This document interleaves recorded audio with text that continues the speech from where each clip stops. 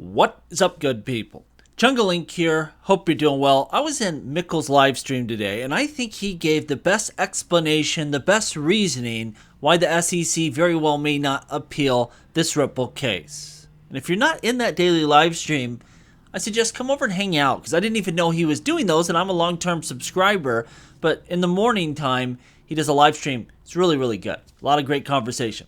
Anyway, today in his live stream, he was talking about the SEC and their motivation and what they're really trying to do right now. And if you look at their moves, they're not circling around and trying to sue like Cardano or Solana or individual coins. It seems like they moved on for that. They're going after the platforms. And he makes the point, you know what, that's ultimately, once we do have clear laws in this country, it's probably where their authority will lie. The SEC will regulate the trading on the platforms, things like Coinbase, Binance, Kraken. Today we saw they sued the OpenSea NFT platform. We'll talk about that a little bit later.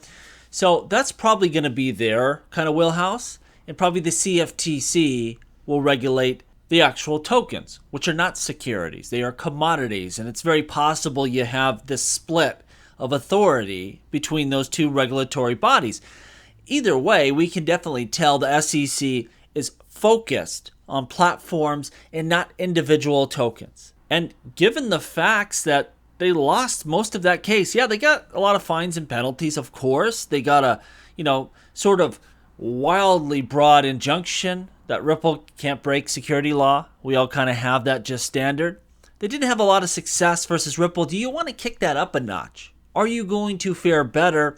Or does each side have enough here to live with it and move on with their lives? Personally, I think the SEC can live with this Ripple decision because it shows you can package, you can transact in a cryptocurrency that is a pure commodity like XRP.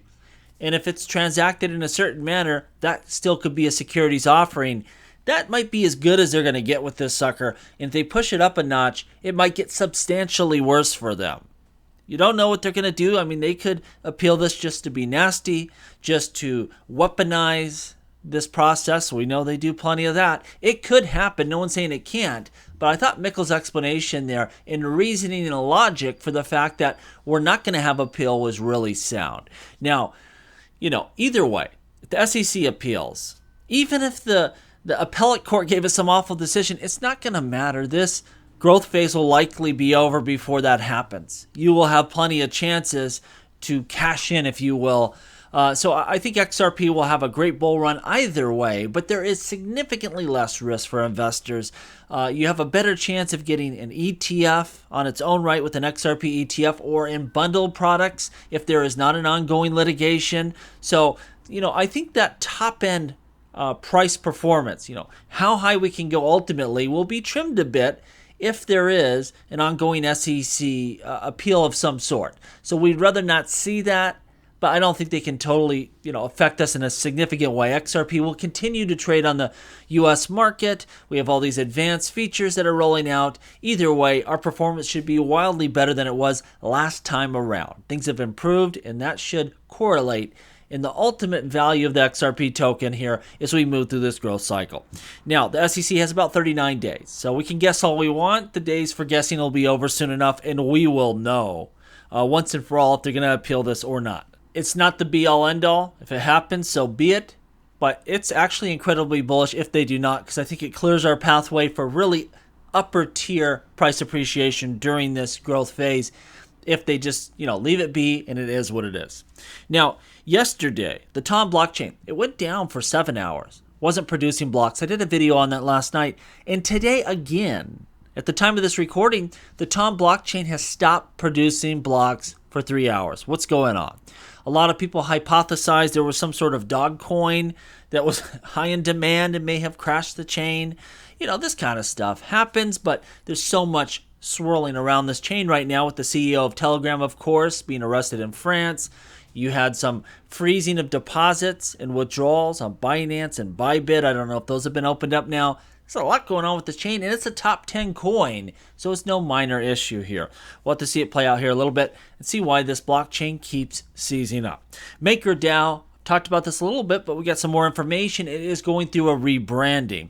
It's one of my favorite blockchain DeFi projects between Maker and Aave. Both are great projects.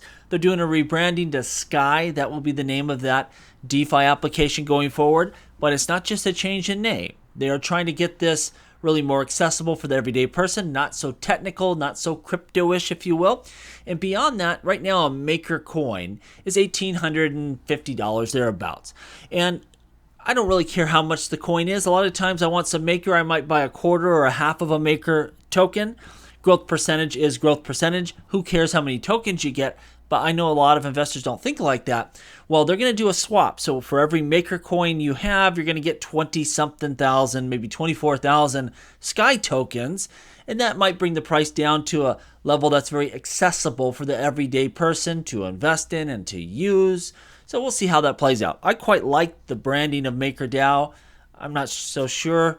Maybe I'll warm up to Sky. We'll see going forward. But they're doing some really important work, making this chain far more resilient and being able to ward off hostile nations or regulators, things of this nature. So they're doing great work. I think Maker's going to kill it, Sky, whatever you want to call it. Cardano, they have that hard fork that has to do with their governance, world class, best within cryptocurrencies. The hard fork has been delayed until next month. It was supposed to happen this week. That comes as no surprise. You know Cardano and the way that development process works. They're going to get it right, and that's what you want to see. You don't want any catastrophic errors. Big deal. Happens this week, next month. It's kind of all the same, but this is going to be world-class for governance within blockchain. Lastly, the SEC, they sued OpenSea today. And, some of these NFTs that are sold, as Jesse Hine today pointed out on X, some of these NFTs that are sold on platform definitely are securities offerings. But the problem is this. What is OpenSea going to do about it? The things that would really take that NFT and make it a securities offering are happening off of the platform. They're making promises on Twitter or Telegram, and they have promises on their website. Like, they're not putting this stuff into OpenSea. How can OpenSea possibly enforce that? I don't know. I don't know how this is going to play out. For those that thought, well, the SEC won't appeal the Ripple ruling because it will look bad for the coming elections. Doesn't seem like the SEC cares about that. They are as hostile as ever.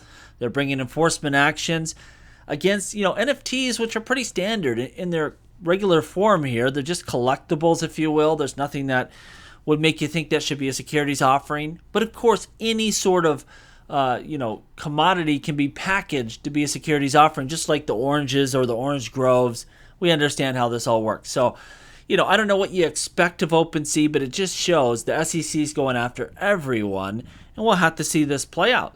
Maybe they need some more, agreements with the people selling NFTs on platform. I don't know exactly what they have, but other than people self-certifying they won't partake in these various setups and things of that nature, I don't know what OpenSea can possibly do. They shouldn't be responsible to comb through all your Telegrams and your Twitter accounts or X accounts and, all that kind of stuff to see what you're promising and making these assessments. That seems to be the individual issuer. The person selling the NFT, that should be their responsibility. If someone's breaking security law, go after them. If you think Bored Apes is a security offering, go after them. Don't go after OpenSea. But again, this has been the focus of the SEC, going after those platforms, not the individual projects or NFT issuers or whatever it might be. Well, if this thing actually goes to court and goes the distance, we understand how this works. It takes a long time to get anywhere. We desperately need clear laws to be written in this country. Because if we have to wait for each and every one of these court cases to go to its end and then go to appeals, and it's going to take forever. It's going to be too late. We need laws, and we need laws now. Let me know what you think down below. As always, please like, please subscribe. The revolution will be televised right here on Jungle Link.